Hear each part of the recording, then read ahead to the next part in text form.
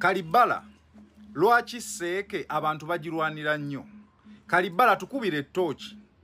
Lwaki abantu bateeka ssente nnyingi ze tutalabanga nako yadde mu kalulu kali akalijjeno? Lwaki baziteeka mu Seeke? Seeke kyeki? What is behind Seeke?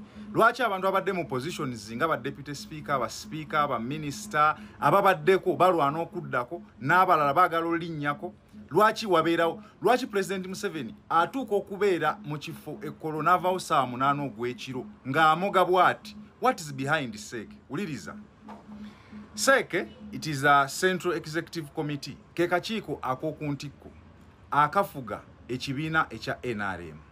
Ekibiina ekya NRM kye kifuga eggwanga. Now, virtually, ke kakiiko akafuga eggwanga. Somesaamu katono nnyo tuwulirize. Abantu balwana okugenda ku Seeke kubanga Seeke we wali opportunity ey'okugaba keeki y'eggwanga. Kwegamba ye dining kwe bagabira emmere. Emmere keeki y'eggwanga etuula ku dining ya Seeke. Wano bajja kugamba nti tutambuza mirimu gya kibiina naye nga we nkugambye virtually nti in the shadow oba behind the curtain abatuula ku Seeke, there are over 60 of them abatuula ku Seeke be basalawo. Now gwe teeberezaamu nga otuula ku Seeke nga mwe abasalirawo eggwanga. Ekisooka eyo Seeke gy'olaba advisinga president. Va ku bano ba advisor ba full figure, simanya ba Buchaman, simanya ba Kenzo.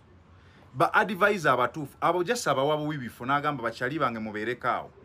Ba advisor abatuufu bebo ba advisor abatula ku Seeke.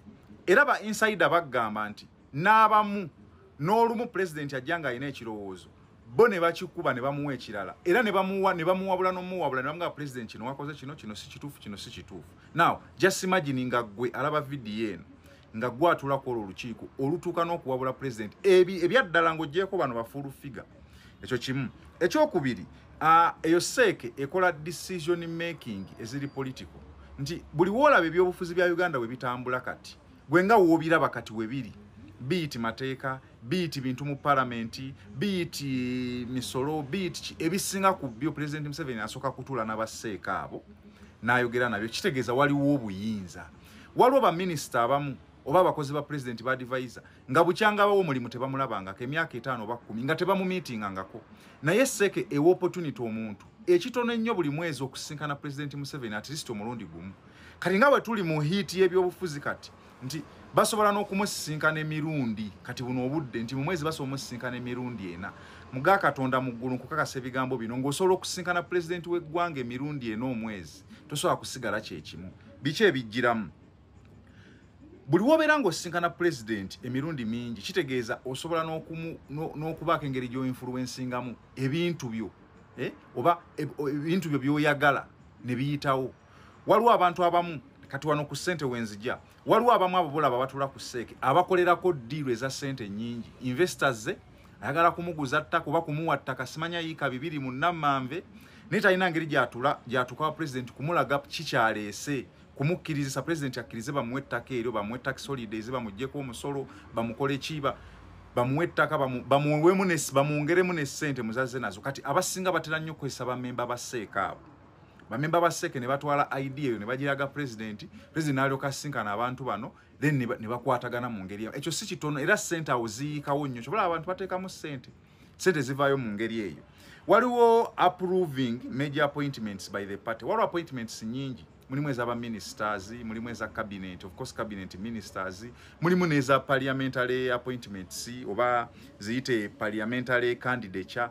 Abamu ku abo bolaba mu parliament obukiiko simanya ku commission bano ba backup bench abewalaba abagabana 1.7 ne Mwami Mpuuga abo baani ebyo byonna bonna bolaba batula ku bukiiko bona ddala nga ba NRM basalibwawo Seeke. Kitegeeza oba oyina majority mu Seeke osobola okufuna position ennene. Ba minisita abo bemulaba n'oli ati Mwami Museveni awadde Kalibalo bwa minisita oba bwa mawulire oba bwaki oba bwaki ebiseera ebisinga babeera bava atula n'abaseeke abo n'abagamba munoonyereze ku ono n'ono nabo ne bamujjukiza ne bamugamba naye Mr. President kuliko aba veteran namugamba naye Mr. President waliwo abalwanyi bafeeyo wandi batunuddemu ne babawa bwa RDC oba ne babawa bwaki oba ne babawa bwaki. So Seeke generally mugati gwe nnyini nnyi kyovola nti abantu bafiirawo. Ekirala kuliko okulobinga. Oba otula Right Honorable Kadaga ne wamulabya akaaba. Right Honorable Kadaga alobiginda abantu be Busoga. Ebbanga lyamaze ku Seeke emyaka egikunukiriza 2 alobiginda abantu be Chobola nti ba minister Busoga bangi okusinga mu Buganda lwaki babadde bayina namba 3 mu NRM atula wali ku mmeeza.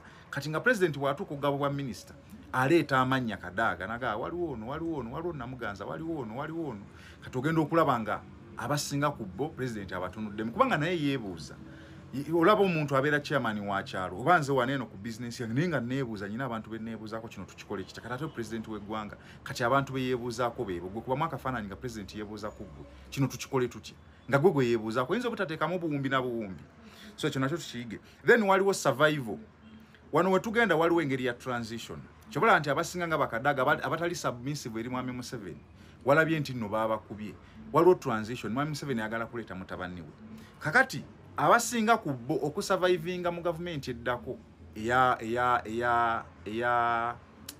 General MK nga bo we balowooza banga we bakiteeseteese singa abangazze abana abeera ku Seeke bajja kuba bankizo nnyo kyobola nti abatakkiririza mu ekyo abatali submissive kubanga olaba Kadaga addamu Museveni mu luggi tasobola kukkiriza mutabani we kyobola nti abo bo baavuddewo kati abasobola okukkiririza mu muhoozi be bali awo kati obeera survival olaba mwe mubadde mutegeerera kitaawe kitegeeza mwe bagenda okutandikirako naye ng'akutta obuyinza ngenda kujja mbongere eddakiika ziri meka 6 kuleetedde abawangudde akalulu ka Seeke akabadde katadde Bannayuganda ku tension naddala wakati wa alitwala Kadaga ne speaker Anita Among. Now nze kuwa list yonna mu bujjuvu nze kyenkola kuwa updates ne nkubulira n'ebikirimu. Now national chairperson ye Mwami Museveni ote yavuganyizibwa namwe mukimanyi.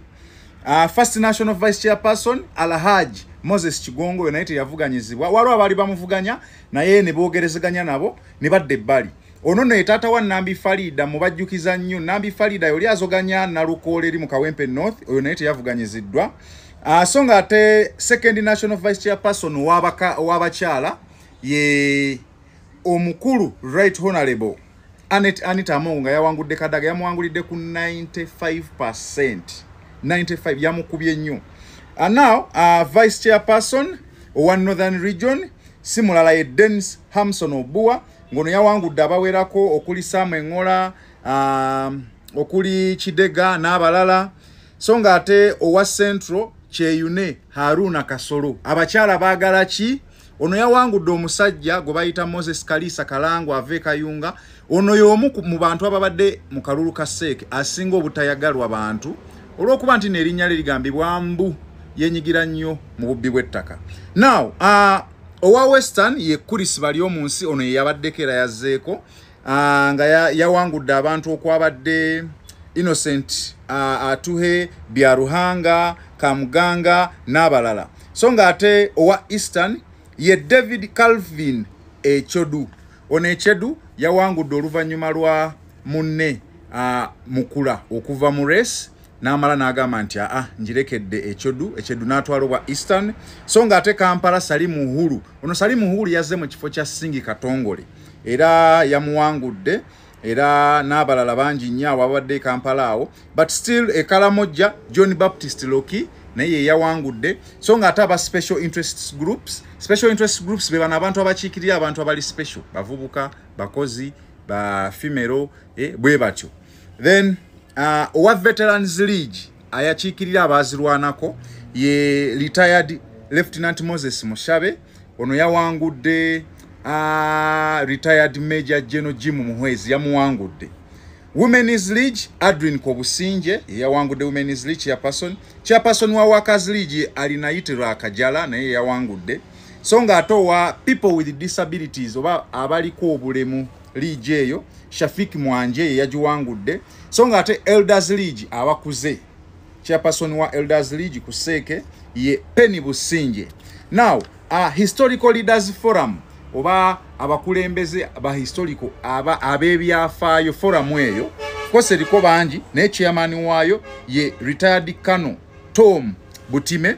So nga ate Youth League wabavubuka kano tekawedde lwaki kabaddeko omuwala Ampaire very beautiful yabadde avuganya ne mutabani wa Tango Doi ate yakuli electoral commission kati wabaddewo okulwanagana okukola kino gamba nti nno wabaddewo okusaliriza nga Mpayire ateekawo embeera so kano tekawedde tetumanywe kaliddamu naye nga kabadde wakati wa Mpayire ne Tanga Collins mutabani wa Tango Doi so nga ate n'aka entrepreneurs akabasuubuzi nako kabadde suspended tekawedde oluvannyuma lw'okubeerawo okukyankalanya kano okuvuganya okungi kubadde wakati wa Hassan Basajja Balaba ne King Caesar kugatta ne Ssemwanga Javira n'abalala kano nako kaayise era president n'agamba kasoke kalindeko so obululu bubiri obutawedde ke kabavubuka n'aka entrepreneur